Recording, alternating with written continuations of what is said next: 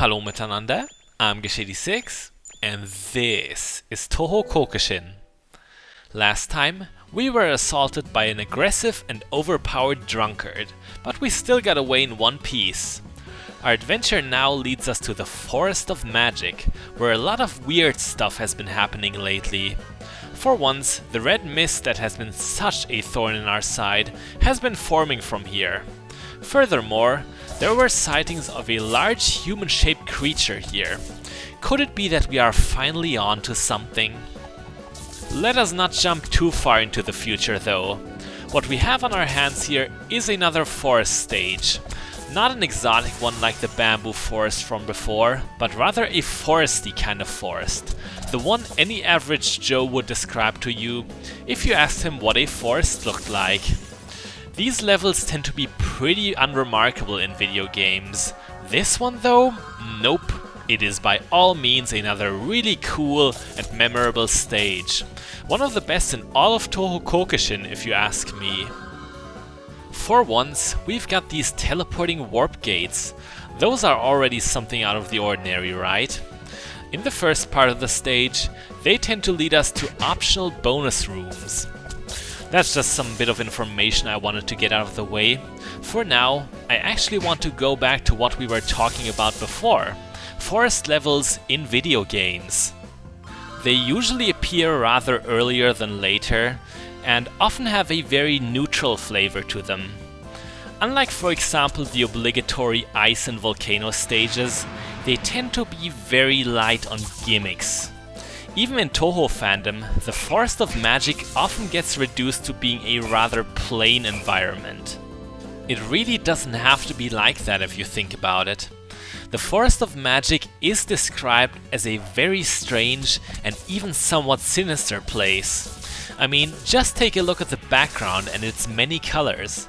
Doesn't it seem unnatural, unreal even? The music also plays its part. It is sounding so wacky, almost chaotic. Ankake Spa really hit the mark when it comes to giving this location a strong, recognizable identity.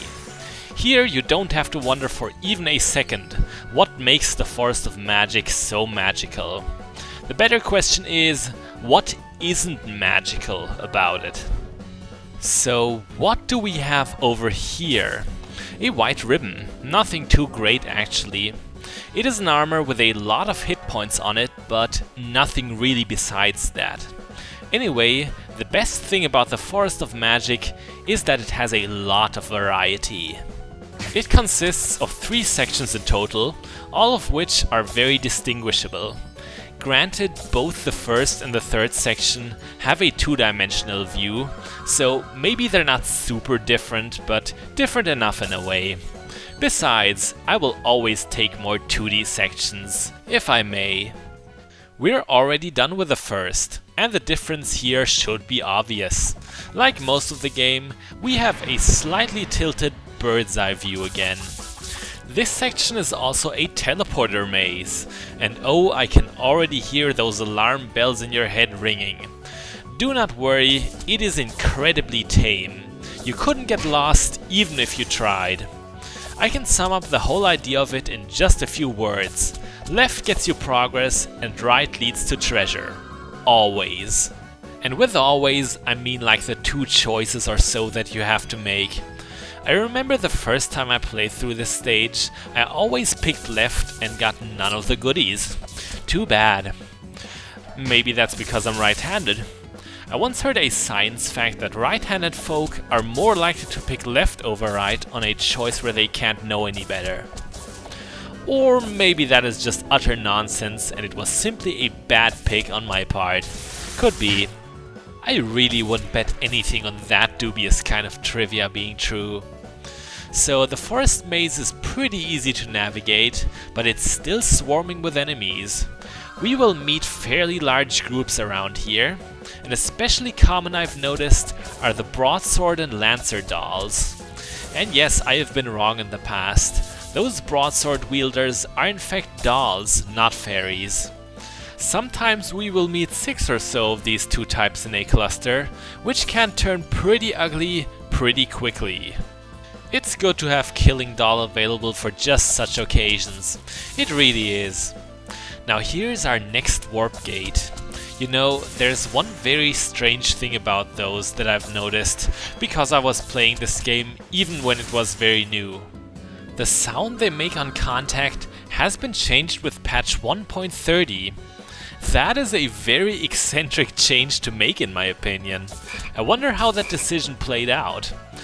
That sound is a disgrace. It ruins the whole game. Make it better now.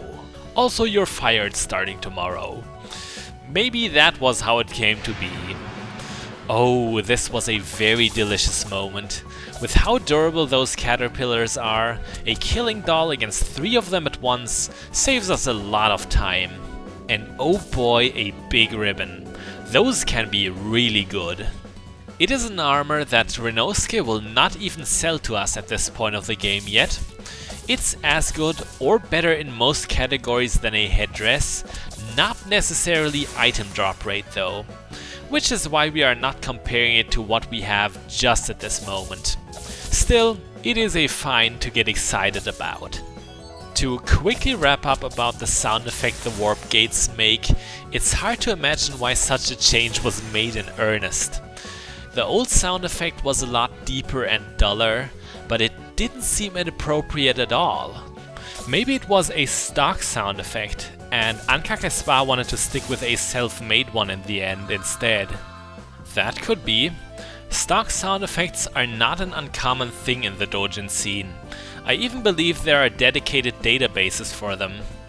That might seem a little bit lame to some of you, but if they fit and get the job done, I don't think there's anything wrong with borrowed assets. And here we are at the most obscenely shaped room in the entire game. That is totally a dick and balls on the minimap, and you know it. I might as well say that myself, because I know eventually someone would. Oh well, let us all give in to our inner 12-year-old and be amused. I'm pretty sure it was completely unintentional and innocent. I mean, you also need some imagination to even see it. No tip of it should ever be so bulbous and swollen. If yours is, go see a doctor pronto. Well, so much for the second bonus room of the teleporters section. Definitely one we won't forget so easily. We can return once everything is cleaned up here. Except our mines. I feel like mine will never be clean again now. On that note, whenever you know you are heading into a dead end, it helps to leave some of the green vases intact, for until you return. Their purpose is not just to hold health ups and very occasionally an item, but also to extend your hit counter just like any normal enemy can.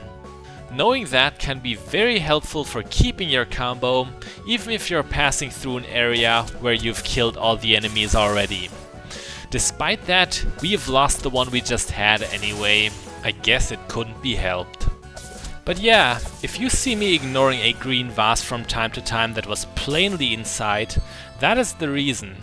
It is because I know that I will pass by that spot a second time. I'm sure we'll observe that many more times during the LP, so no reason to shout at the screen. Another thing I really like about this stage is the new drop table that comes with it. It holds many surprises. See, for the first time, monster levels are at 20 and above. Because of that, we'll be getting items regularly that we have barely ever seen before. For example, rubies, silver knives, white ribbons, but also much better stuff can be expected. Like this sterling silver dagger. That thing is once again a very good choice for bosses. Comparable to the twist knife we have used last time, only even better. It's times like these where I'm so glad that our item drop rate is so high, above 200. Here's also a star ruby. While those can be objectively good, the only difference to normal rubies is that they have a higher item drop rate on them, which isn't too important for our circumstances right now. For boss fights, it obviously doesn't matter what kind of ruby we are using, and for stages, well, we should stick to our Moonlight Pearl unless the game is getting too difficult. We are nearing the end of the second section. The exit is just a little further ahead, but it won't be so easy. Lots of tough bad guys are still in our way. Lancer dolls and caterpillars, for example, are a pretty unhealthy combination. It is hard not to take at least some damage against those.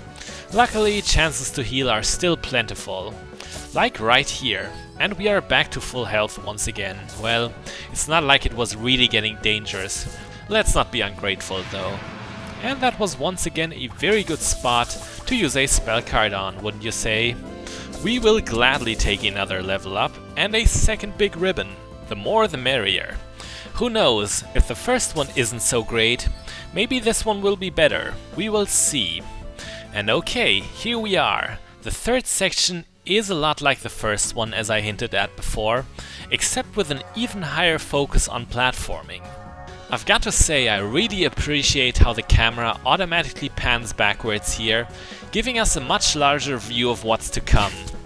It really makes all the platforming much more fun than frustrating here. It is of course a little bit harder than the first section, but still manageable. You might have noticed that there are spikes now, these sharpened wooden stakes. Those won't kill you instantly, spikes very often do, probably thanks to Mega Man. But yeah, if you land on those, you will continuously take damage. I think there is one exception to this rule. One spike pit will just outright kill you because you couldn't even get out of it anymore. Oh, right here is a pretty dangerous spot, so let's use our killing doll. Always the right answer. One time, one of those enemies hit me and knocked me off the bridge, which isn't even supposed to be possible, I believe, because I simply glitched through the world, into the nothingness. I'm pretty sure that bug has been fixed by now, but it was still very weird. Didn't kill me though, it simply respawned me back on solid ground. And here's that deadly spike pit I had mentioned before. Watch out for it. It is just another one of the many dangers this place holds. One more interesting thing about the Forest of Magic, some people like to think of it as a sentient entity. Before I elaborate on that, here is a neat little challenge. Sakuya needs a skill to get over these stakes unharmed. Cleaning Mate gives you a lot of invincibility frames during its attack animation, so that works. Another one you can use is Time Paradox. So, as I was saying before, parts of the Touhou fandom view this forest as a being in itself. I'm not sure if this is confirmed or if it's just a loose interpretation, but I do admire the idea.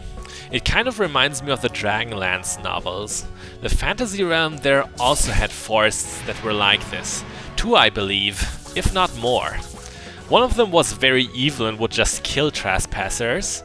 The other would have them get lost. While we are already on a tangent, there are Touhou mods for Civilization 5, and one of them is the Forest of Magic as a faction. While the leader is displayed as Marisa Kirisame, she is supposed to be more of an ambassador, and you're supposed to see yourself as the hive mind of the forest, expanding yourself over the world. It is a great idea. We have somehow landed at the Margatroyd estate. Before we rush in there, let's take a long look at the courtyard. Oh yes, absolutely gorgeous. Another one of my favorite sights in the game to see. It's too bad we won't have much of a chance to enjoy it, because once we step in there, all hell is going to break loose. In short, another boss fight. And here we have the owner of this place, the puppeteering magician Alice Margatroyd. I've got to say, she is one character that suffers a lot from very uncharming fandom depictions. Want an example? Here you go. Yeah, she must be a pretty nice girl. That's the embodiment of Scarlet Devil for busy person. Pretty fun game. Not all of its jokes are that crude, just so you know. Alice's behavior in Touhou Koukishin is a lot more rational, but it is still not to Sakuya's liking. Alice refuses to share any of her knowledge about the red mist or the monster with us. You know what we do in those cases, don't you? Exactly. Alice's fighting style can best be described as ugly. Kind of like a boxer who goes into clinch every 5 seconds, she plays it somewhat dirty. On the surface, she acts a lot like Wriggle does, trying to build up range and staying defensive most of the time. The thing is, once you actually catch up to her, she may erupt into sudden, long-reaching melee counters. I'd rank her to be even more difficult to defeat than our friend Moko. If anything, she is more frustrating to fight than the Phoenix. The only relatively secure opportunity to land a whole combo on her is when she uses her blue sweeping laser. Otherwise, I suggest you stay out of close range. Right there is said laser. Our best friend here is once again the excellent Silver Rain skill. I wouldn't know what to do without it, except maybe losing terribly or just barely winning. It really is what delivers most of the damage here. It doesn't have too big a range, but it's still usually enough for where Alice positions herself. All of the cheapness aside, this is still a challenging and exciting fight. It does justice to the fierce rivalry that exists between Alice and Sakuya. People tend to be super surprised when they hear about that for the first time. So was I, and it is true, Sakuya and Alice hate one another's guts. Yes, that is Touhou canon.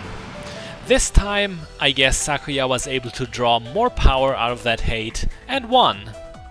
It's not too obvious from the dialogue in Touhou 7 Perfect Cherry Blossom that these two in particular don't get along too well, but it does explain why we approached Alice with such a guilty as charged attitude. It turns out that the giant figure from the newspaper was only Alice's doll enlargement experiment, a stunt she already pulled during Chirno's story of Touhou 12.3. By no means were those experiments ripe enough to have destroyed the whole mansion. Beating Alice to a pulp also seems to have made her much more cooperative. She gives us 2 new leads on the way, although both of them, the Fairy Forest and the Genbu Ravine, have already been mentioned before in the papers. Still, it never hurts to get double confirmation. I'm Gash86, this was Touhou Koukishin, and next time, Stage 1 of Enchanting Knife Play Reverie. Bis bald!